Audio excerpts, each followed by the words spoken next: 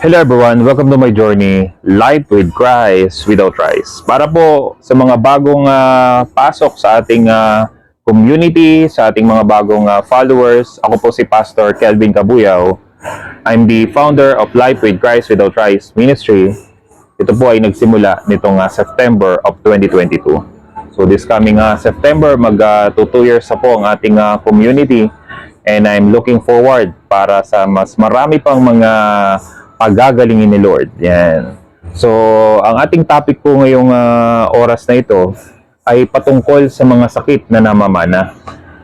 Tama naman, at naniniwala tayo patungkol sa mga hereditary namamana, at there's a big chance na magkasakit talaga tayo, at natatakot karamihan sa atin na kung paano namatay yung mga mahal natin sa buhay sa mga malalang sakit karamdaman. Para bang ang nangyayari ay kung tayo ay may maintenance sa ngayon, tanggap na natin yun sapagkat wala namana na and we're expecting na yun talaga yung mangyari sa atin. But ilan po sa atin ay knowledgeable that it's all about lifestyle. So nahati po yan. Yung ilan, talagang parang they are waiting na lang sapagkat yun na talaga siguro at wala namana na At ilan naman, pinipilit na baguhin na kanilang lifestyle upang wag nilang maranasan kung ano yung kinamatay ng kanilang mga mahal sa buhay. Ikaw, kung ikaw ang tatanungin ko, ano yung mas paniniwalaan mo, ano yung stand mo patungkol sa sakit na namamana? Syempre, mas maganda na baguhin mo na lang yung lifestyle mo, paano nagkasakit yung pamilya mo, at iayos mo na yung way of eating mo. Pero, ito yung malaking tanong. Paano kapag inayos mo na yung lifestyle mo, nag-carnivore ka na, nag-meat-based diet ka na, itinama mo na yung pagkain mo?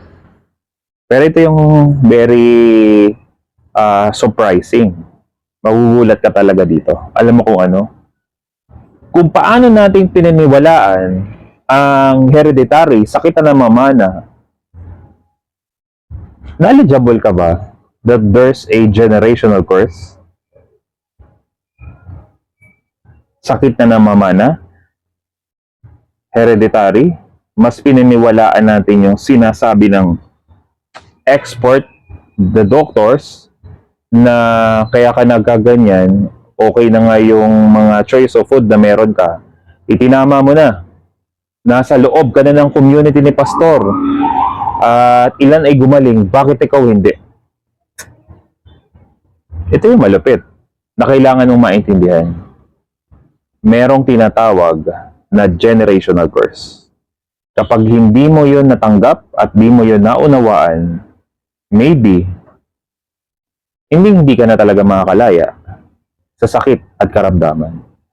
Alam niyo po, kapag bibigyan natin ng daan at bigyan ng pansin ang patungkol sa generational curse, ang sabi ng Biblia, meron tayong namana ina Eva at Adan, na kapapanganak pa lang natin, meron na agad tayong minanang kasalanan.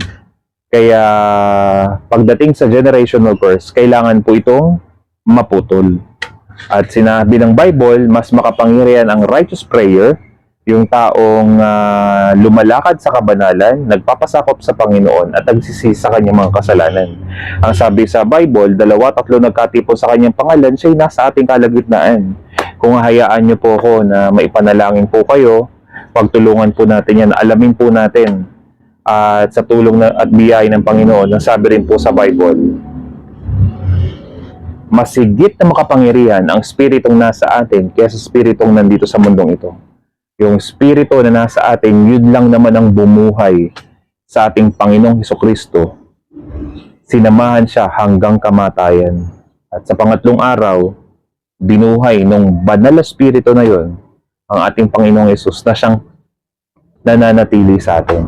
Kaya kung inyo pong mamarapatin, kung ginawa mo na ang carnivore way of eating, but still, you are suffering, maybe it's about time to surrender your life at tulungan po kita para putulin lahat ng sumpa, generational curse na nananalitay sa bawat pamilya ng makakapanood po nito.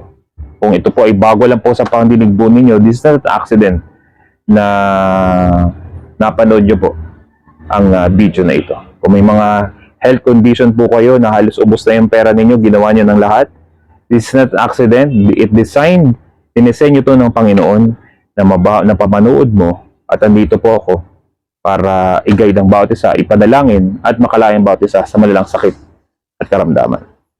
God bless everyone.